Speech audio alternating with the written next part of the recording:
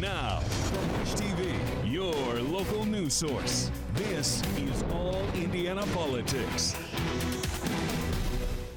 Good morning. Welcome to another edition of All Indiana Politics. I'm Phil Sanchez. The race for Indiana's next governor taking shape. Senator Mike Braun on Wednesday filed the official paperwork to begin a campaign for governor in 2024. News 8 government reporter Garrett Berquist lays out where this puts the field, hoping to replace Republican Eric Holcomb. Braun's filing makes a run for governor in 2024 all but certain. Republican insiders say this doesn't clear the bench for 2024, but Braun would be the clear favorite. Insiders wondered for months if Braun would leave Washington to run for governor. I asked Braun about it in an interview for All Indiana Politics the day after the 2022 election. You're up for election in 2 years, and that same election we will have an open governor seat because Governor Eric Holcomb will be term limited. What are your plans for 24? So I've been asked to consider that shortly after I got elected senator. I've got to make that decision because it's either or. All I can tell you is I will declare what I'm going to do publicly here very soon. Do you have a rough timeline for that? I'd say likely by December 1st, so right around the corner. Sure enough, the day before that deadline, this document appeared on the Secretary of State's website. It means Braun now has a formal gubernatorial campaign committee. Braun has not made himself available or made any public comments since the document was filed. When News 8 asked about the filing, his chief of staff, Josh Kelly, said, Mike Braun has filed his paperwork to run for governor and will be making an official announcement of his candidacy very soon. Well, I think that everyone knew he was going to run. The question was when the timing was going to be. Most people were thinking that it was going to be before Christmas, that he wasn't going to wait till the start of the new year, just due to the fact that legislative session is coming up upon us. And so I think that this is probably the best time for him to do that before people start focusing on holidays and then session.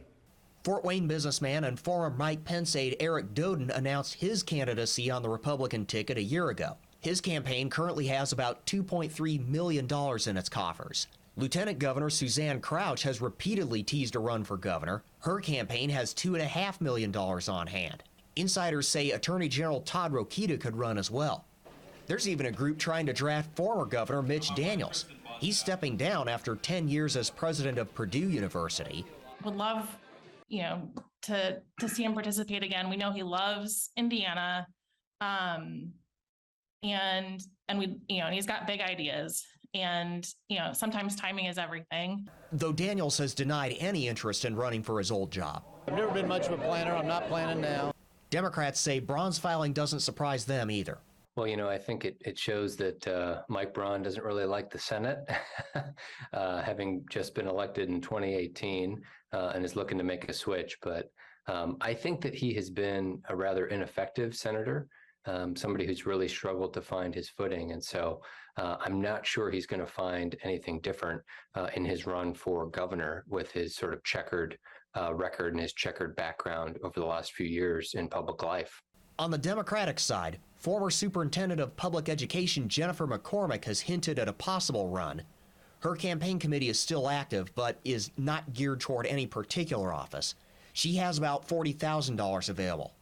And Hammond Mayor Tom McDermott, who ran unsuccessfully against Senator Todd Young this year, is reportedly considering a run as well. As a reminder, Wednesday's filing lays the groundwork for a gubernatorial campaign, but it does not make it official. The earliest Braun would be able to file the actual candidate paperwork would be January 24th. At the State House, Garrett Bergquist, Wish TV, wishtv.com, and follow us on Facebook.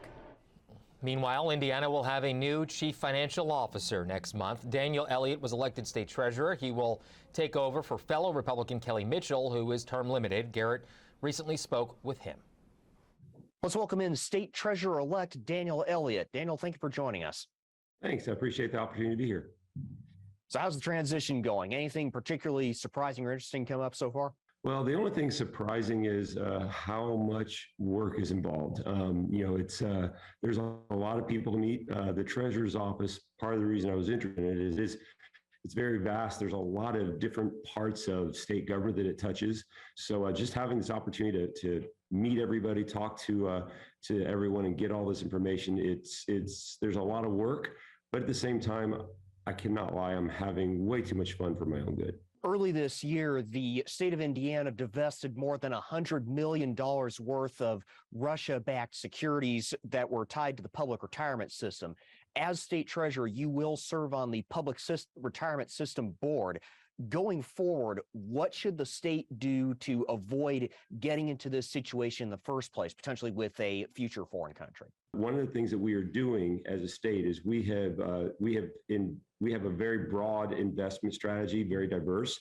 Because of that, even though it seems like a large number of the $45 billion or so, it was 0.5% hit. And so I think being diverse is important.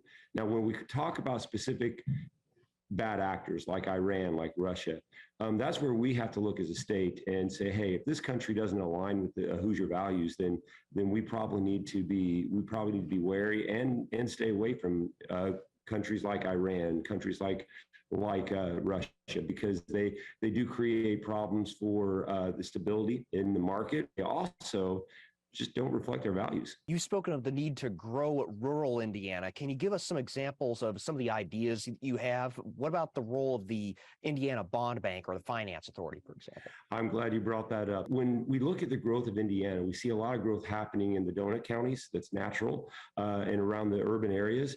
But we really need to be looking at how we can help grow our rural areas. And the Indiana Bond Bank is a great tool for that. That's actually one of the key reasons I ran for this office. I want to see the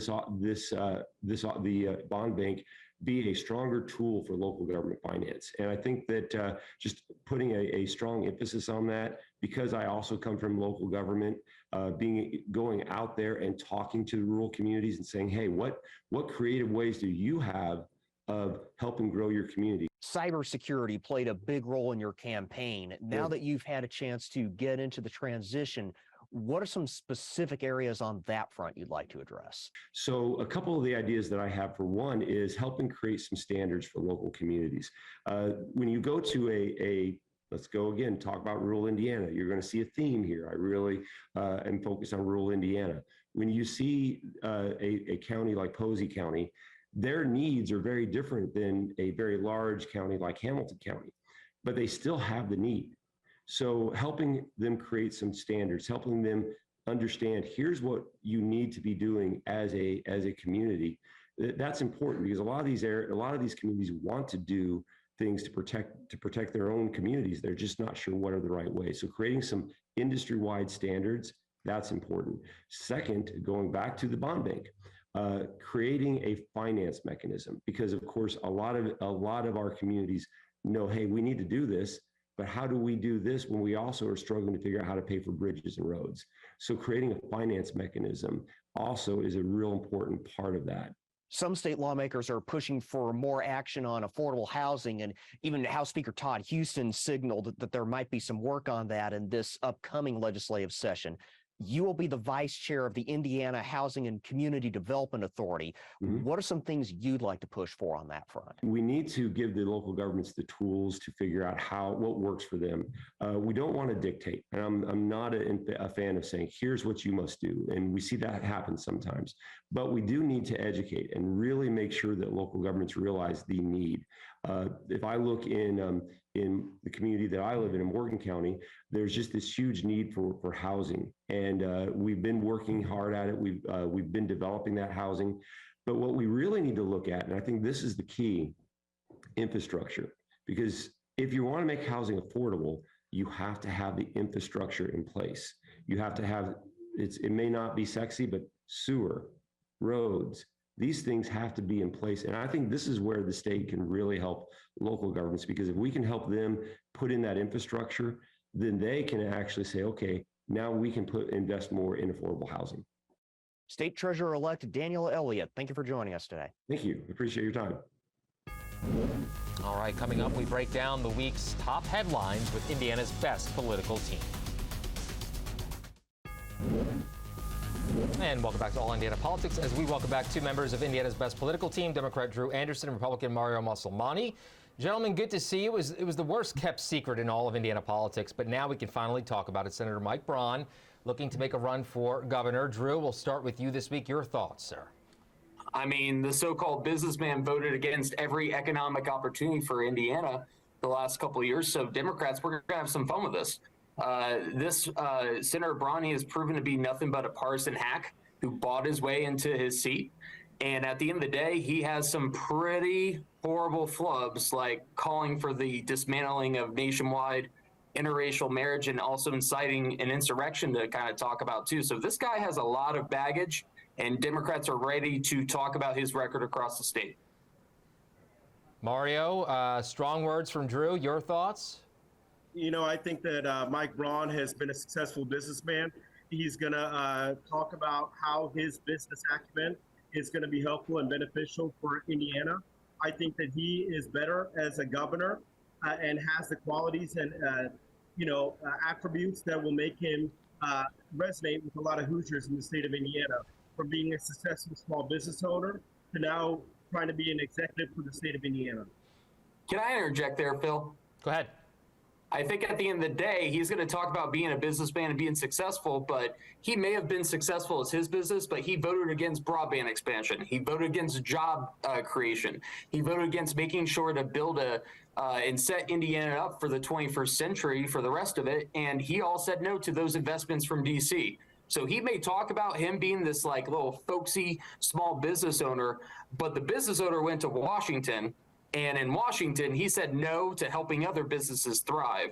And that's not a good businessman. Well, and to that point, go ahead. I completely disagree with that, Drew. I think that, as a businessman, he makes sure that when he's voting for bills, he makes sure that those bills are properly funded and actually have an impact on our economy. He voted against Build Back Better. Well, one of the reasons is because he knew that it's going to cause hyperinflation. Even Larry Summers, one of Obama's guys, said, hey, this is going to cause hyperinflation. Democrats still shoved it through. Guess what it did? It caused hyperinflation, and now we're dealing with the ramifications of that. And so actually, inflation is going down, Mario.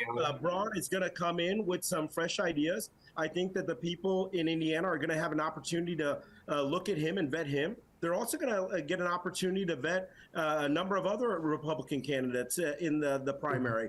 Suzanne Crouch, my understanding, is going to be making an announcement fairly soon also. You have Eric Doden that's entered this ring. And I think that there might be still one or two other individuals that decide to throw their hat in the Republican primary.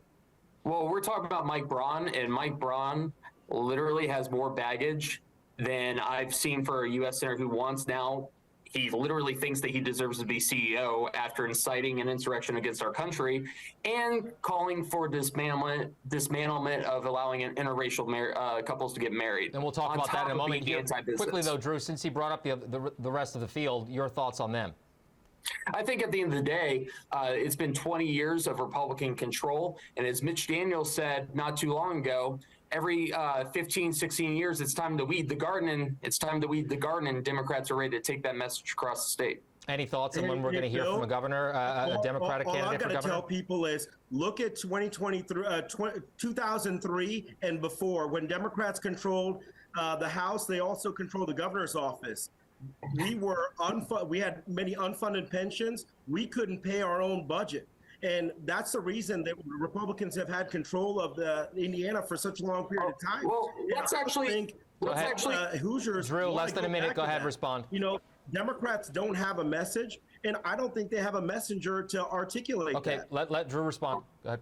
Well, actually, let's talk about that, Mario, because at the end of the day, Republicans took over, sure, but what's happened since Republicans have taken over is that we have the worst quality of life in our state. Our workforce is failing. Our education system is failing.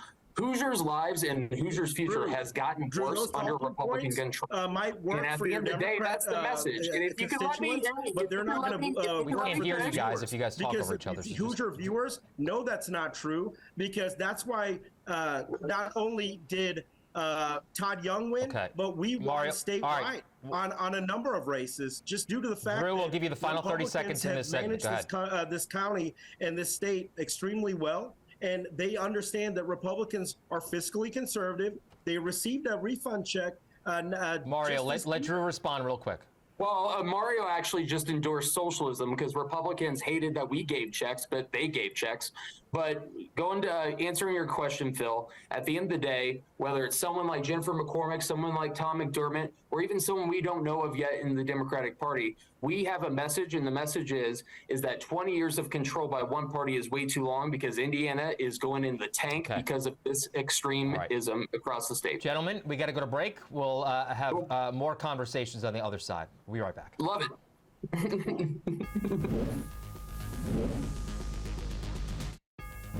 And welcome back to All Indiana Politics as we welcome back Democrat Drew Anderson and Republican Mario Masalmani. As we mentioned on the other side of the break, that Republican Senator Mike Braun potentially running for governor here, so that will leave an opening in the Senate. Mario, we'll go to you. Who might take his place? Who might run? I think there's a whole host of people looking to run for that seat. On the Republican side, you have Congresswoman Victoria Sparks. I've also heard from Congressman Jim Banks. He's looking into this. Todd Rokita is another individual that's talked about it. Trey Hollingsworth is somebody that's interested in running for Senate if he decides not to run for governor. And then finally, there have been people telling me that Mitch Daniels is interested in potentially making a run for Senate instead of governor. So we have at least those big names. There's other individuals. I know business owners that are looking at potentially getting in the field on the Republican side. It's an exciting time to be a Republican, especially in 2024, because we're going to have a contested Republican primary for governor, Senate, and as Congressional woman Victoria Sparks and Congressman Jim Banks potentially run for this seat, then there are going to be many openings for those congressional seats also, which I think a couple of state senators and state representatives are vying for both those congressional seats. Drew, what about on the Democratic side? I think at the end of the day, don't count out someone like Christina Hale. Don't count out someone like even Tom McDermott if he chooses not to run for governor. And I will say our folks, whether it's whoever does step up, they're going against the worst boss in D.C., which is Victoria Sparks. They're going against someone who votes consistently against the working Hoosier, which is Jim Banks, and someone who literally uses taxpayer dollars for his political gain, and that's Todd Rokita. So at the end of the day, like I said before with the governor's race, with the Senate race too, Democrats have a story to tell, and we're ready to take that on the road. It's going to be a good campaign. And Phil, he keeps bringing up Todd McDermott. Remember in his concession speech when he lost on November 8th, he said this was 14 months of waste of my time. I don't think Todd McDermott is going to be running for governor or for senator or any of these things. And I think that many Democrats are not looking at running for these because they understand that they don't have a strong shot at doing this. And it's going to be a waste of another 14 months. Well, apparently Mario has a direct line to Tom McDermott. That resonate with Hoosiers. This week, gentlemen, the U.S. Senate approved the Respect for Marriage Act. As you very well know, Indiana senators split. Todd Young voted yes. Mike Braun voted no. Does this become a liability for Braun, Mario? I don't think so. I don't think many people were paying attention to that bill anyway. I think that it's a states' rights issue or should have been a states' rights issue. But I don't think that anyone's really interested or believe that this is an issue in and of itself, because the Supreme Court's already ruled on this. Mario, the fact that you said that is offensive on its face. I think at the end of the day, the fact enshrining marriage protections, whether it's an interracial marriage or an LGBTQ marriage, it's necessary following the overturn of Roe. And while it's not a perfect bill, it's a step in the right direction, especially for people like me. As viewers may know, I'm gay and I can't wait to get married, and I really want to be able to get married in Indiana. So it's the step in the right direction. Mario, 30 seconds. A bunch of my friends that are gay in Indiana have been married, and I've been to their weddings. And there's nothing illegal for them to get married right now. Sir, don't do that BS to me. At the end of the day, calling it states' rights issue is homophobic as hell. An interracial couple, my ex-wife and I, when we were married, Indiana legally authorized our marriage. The fact that you were I don't believe that the federal government needed to do this. You literally are tokenizing people. I hope you're happy about that. We'll have to take this conversation offline. Gentlemen, good to see you. Have a good rest of your week. Thank you. We'll be right back. Thank you. Cool. Bye. And thank you for joining us for All Indiana Politics this week. We'll be back here, of course, next Sunday morning at 9:30. You can also find our brand new All Indiana Politics podcast. It's part of the All Indiana Podcast Network over at wishtv.com. Have a great rest of your weekend.